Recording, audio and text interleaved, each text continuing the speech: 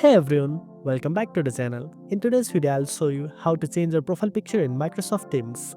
Updating your profile picture helps personalize your account and makes it easier for others to recognize you. So, let's get started.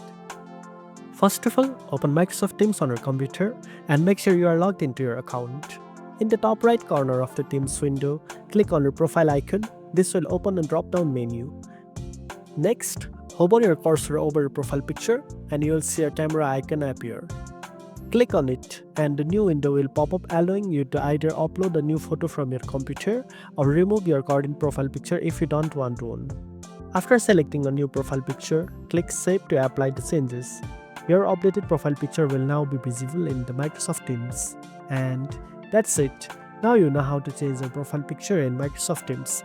If this video helped you, don't forget to like, share and subscribe for more tech tips. Let me know in the comments if you have any questions. See you in the next one.